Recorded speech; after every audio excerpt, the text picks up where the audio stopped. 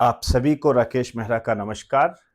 Rakesh Mehra GK classes की तरफ से आप सभी स्टूडेंट का करंट और स्टैटिक जीके की इस क्लास में मैं हार्दिक स्वागत करता हूं। आज इस क्लास में जो मैं एक टॉपिक लेकर आया हूं उसका संबंध शौचालय निर्माण से है और ऊपरी तय पर यदि आप बात करना चाहो तो स्वच्छता से संबंधित है। स्वच्छता, आप जानते हो, भारत सरकार के द्वारा 2 अक्टूबर 2014 को स्वच्छ भारत मिशन शुरू किया गया था। 2 अक्टूबर 2014 को स्वच्छ भारत मिशन ये शुरू किया गया था और उसमें यह लक्ष्य रखा गया था कि हम पूरे देश को 2019 तक खुले में शौच से मुक्त घोषित करेंगे। ये बात कही गई थी, खुले में शौच से मुक्त, ODF, ओपन डेफेकेशन फ्री, ये हम बनाएंगे। लेकिन जुलाई 2026 में ही हमारे सुप्रीम कोर्ट क्या कहता है, ध्यान से देखिए, इससे आपको पता लगेगा कि हमारे देश की जो सरकारें हैं ये किस तरीके से काम करती है। 2019 का लक्ष्य रखा था और जुलाई 2026 में सुप्रीम कोर्ट का ऐतिहासिक निर्देश क्या है, जिला व निचली अदालतों में तुरंत शौचालय निर्माण के आदेश। अदालतों में ही शौचालय नहीं है, वहां पर ही टॉयलेट नहीं है। अब जो महिला वकील है वो करे क्या, या जो वहां जो महिलाएं काम करती है उन्हें विभिन्न प्रकार की समस्याओं का सामना करना पड़ता है। अब ड्यूटी है, ड्यूटी तो करनी पड़ेगी, लेकिन शौचालय तो है नहीं, तो फिर वो क्या करती है, ध्यान से समझिए। वो पानी कम पीती है, पानी कम पीती है ताकि उसको इस प्रकार की समस्या का सामना ही ना करना पड़े। पानी कम पीती है। अब आप खुद बताइए, यदि महिला पानी कम पिएगी तो क्या उसके शरीर पर विपरीत प्रभाव नहीं पड़ेगा? तो महिलाओं का स्वास्थ्य प्रभावित होता है और स्वास्थ्य का संबंध किससे है? जीवन से है। तो यहां पर हमारे जो CJI है, जस्टिस सूर्यकांत, उन्होंने ये निर्देश दिया है और उन्होंने ये कहा है कि ये जो सुविधाएं हैं, शौचालय की सुविधाएं और गरिमा सुनिश्चित की जाए, शौचालय निर्माण किए जाए। और तो और इसमें ये और कहा गया कि शौचालय का निर्माण जल्द से जल्द करें और इसकी जो जिम्मेदारी सौंपी है,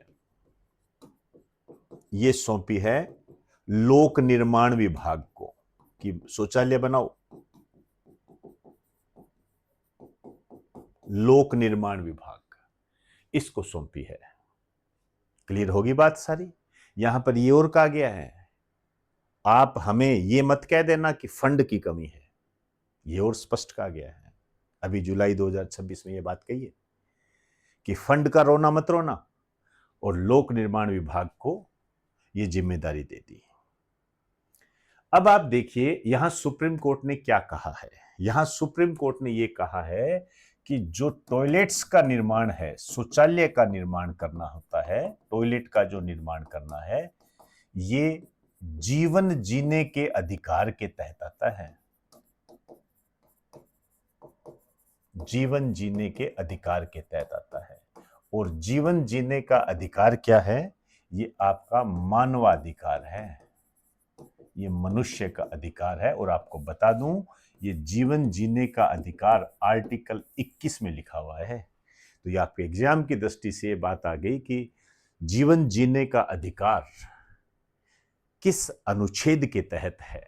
तो आर्टिकल 21 में है, गरिमा के साथ जीवन जीना, मान सम्मान के साथ जीवन जीना, स्वच्छ वातावरण में जीवन जीना, ये आपका मूल अधिकार है, फंडामेंटल राइट्स है। और आपको वहां पर शौचालय उपलब्ध कराना, आपके कार्यस्थल पर शौचालय का उपलब्ध होना, ये आपका मूल अधिकार है, फंडामेंटल राइट्स है। ये बात आर्टिकल 21 में कही गई है, इसकी व्याख्या हो चुकी है। इस कारण से आपके एग्जाम की दृष्टि से आर्टिकल 21 इंपॉर्टेंट हो जाता है।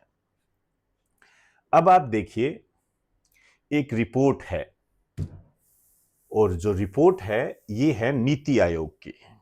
ये क्या कह रहा है? नीति आयोग आप जानते हो, 1 जनवरी 2015 को इसकी स्थापना हुई थी, कैबिनेट के कार्यकारी आदेश के द्वारा हुई थी और योजना आयोग के स्थान पर हुई थी। इसका जो पदेन अध्यक्ष होता है प्रधानमंत्री होता है और इसके उपाध्यक्ष कौन है? इसके उपाध्यक्ष है अशोक कुमार लाहिड़ी। ध्यान रखना, अभी जुलाई में तो नहीं, लेकिन 2026 में ही बने, अप्रैल 2026 के आसपास इसकी नियुक्ति हुई है और जुलाई 2026 में इनके नए सीईओ बने हैं अनुराग जैन। तो ये करंट कुछ अपडेट है, सारे करवाएंगे आपको, लेकिन ओरली आपको बता दिया है। इन्होंने एक रिपोर्ट दी है, इन्होंने कहा है सरकारी स्कूलों में शौचालय सुविधा की चिंताजनक स्थिति। देश के करीब 1 लाख स्कूलों में लड़कियों के लिए अलग से शौचालय नहीं है। मतलब भारत के जो 1 लाख स्कूल है उनमें लड़कियों के लिए शौचालय ही नहीं है। सोच के देखिए, लड़कियों के लिए शौचालय ही नहीं है वहां पर। और आगे क्या कह रहे हैं, 61,000 से अधिक शौचालय पूरी तरह उपयोग अयोग्य है। कईयों में है तो वो काम नहीं कर रहे। तो इससे क्या होगा? इससे ये होगा कि लड़कियां स्कूल ही नहीं जाएगी। अब जब लड़कियां स्कूल नहीं जाएगी तो आप खुद सोचिए कि भारत में महिला शिक्षा, बालिका शिक्षा की स्थिति कैसी हो जाएगी? कमजोर। समझ में आई बात सारी? तो ये कुछ रिपोर्ट्स है। इस रिपोर्ट्स में यदि मैं आपसे कुछ क्वेश्चंस के रूप में कहूं तो आपको ये ध्यान रखना है कि एक तो विश्व शौचालय दिवस, वर्ल्ड टॉयलेट डे, ये 19 नवंबर को मनाया जाता है। ध्यान रखना, यूएनओ के द्वारा है ये वर्ल्ड टॉयलेट डे। ये इंपॉर्टेंट है, इसके नाम पर मत चले जाना, ध्यान रखना 19 नवंबर को। इसी दिशा में जो भारत में स्वच्छ भारत अभियान शुरू किया गया था, स्वच्छ भारत अभियान, देश को स्वच्छ बनाना है, इसकी स्टार्टिंग हुई थी 2 अक्टूबर 2014 को। इसमें लक्ष्य स्वच्छता तो रखी गई थी, इसमें लक्ष्य रखा गया था ओडीएफ का। ओडीएफ क्या होता है? Open defecation free. आप कह सकते हो खुले में शौच से मुक्त। ये लक्ष्य रखा गया। जब ये लक्ष्य रखा गया खुले में शौच से मुक्त, तो यहां आपको मैं कुछ बातें बता देता हूं हमने क्या पूरा किया है और उस पर किस तरीके से क्वेश्चन, मैं एग्जाम की दृष्टि से बात कर रहा हूं। पहला ओडीएफ राज्य, मतलब 100% खुले में शौच से मुक्त पहला राज्य कौन सा है? सिक्किम। यह आपके एग्जाम में आया हुआ है, और राजस्थान का पहला जिला ये आया हुआ है बीकानेर। लेकिन यदि आपको ये कह दे कि राजस्थान का पहला आदिवासी जिला, तो ये हो जाएगा आपका डूंगरपुर। समझ में आई बात सारी? खुले में शौच से मुक्त भारत का पहला राज्य सिक्किम। यह आपके एग्जाम में आ चुका है। डूंगरपुर वाला भी आया हुआ है, बीकानेर वाला भी आया है।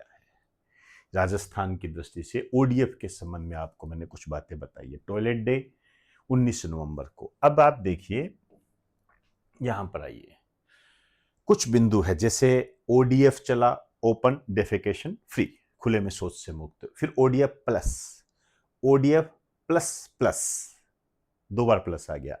इनका क्या अर्थ होता है ये ध्यान से समझ लीजिए, ये आपके एग्जाम की दशा। और ओडीएफ का पूरा नाम भी याद रख लेना। ओडीएफ क्या होता है? जब क्षेत्र में कोई भी व्यक्ति खुले में शौच ना करे, मतलब खुले में शौच ना करे, तो वो ओडीएफ है। आप जाते हो ना ग्रामीण क्षेत्र में, जंगल में चले जाते हैं, वो ना करे, बंद हो जाए, तो वो ओडीएफ हो जाएगा। ओडीएफ प्लस क्या होगा? जब सभी सामुदायिक और सार्वजनिक शौचालय, मतलब जो कम्युनिकल है और पब्लिक टॉयलेट जो है, चालू हो, कोई भी क्षेत्र है, गांव है, शहर है, जिला है, उसमें कम्युनिकल समुदाय के और पब्लिक टॉयलेट चालू हो और उनका रख रखाव अच्छा हो, चल रहे हो बस वो, ठीक है ना। ओडीएफ प्लस प्लस क्या होता है, ध्यान से समझना। जब मलगाद मतलब फेकल स्टग और सीवेज का 100% सुरक्षित प्रबंधन व उपचार हो, मतलब जो मल मूत्र है उसका मैनेजमेंट हो, कहां जा रहा है, कहीं ये दूषित तो नहीं हो रहा, और उसका उपचार हो, रिसाइकिल।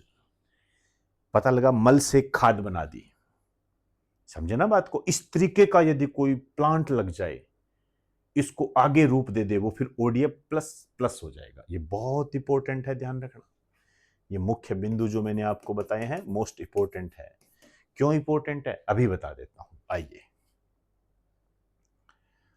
ये क्वेश्चन आपके आया हुआ है एग्जाम के अंदर, आरएएस 2018 में आया और असिस्टेंट प्रोफेसर 2021 के अंदर आया है। दो एग्जाम में आया हुआ है, दोनों ही आरपीएससी से संबंधित है। क्वेश्चन क्या है, भारत में ग्रामीण क्षेत्रों को खुले में शौच मुक्त ओडीएफ बनाने के उद्देश्य से स्वच्छ भारत मिशन ग्रामीण का शुभारंभ कब किया गया था। अभी मैं जब से बोल ही रहा हूं, 2 अक्टूबर 2014। आसान सा क्वेश्चन है लेकिन आपके एग्जाम में आया हुआ है। नेक्स्ट क्वेश्चन, ये क्वेश्चन आया हुआ है आरपीएससी ईओआरओ के एग्जाम में आया हुआ है, जो 14 मई 2023 को हुआ था। 14 मई 2023 को आरपीएससी ईओआरओ का एग्जाम है। क्वेश्चन क्या है, प्रश्न, स्वच्छ भारत मिशन ग्रामीण के दूसरे चरण फेज सेकंड के तहत ओडीएफ प्लस गांव किसे घोषित किया जाता है। ओडीएफ प्लस किसे घोषित करोगे, अभी जो मैंने बताया मुख्य बिंदु में। ए, जहां केवल 100% व्यक्तिगत शौचालय बन चुके हो, क्या है ये तो ओडीएफ है, ओडीएफ प्लस थोड़ी है।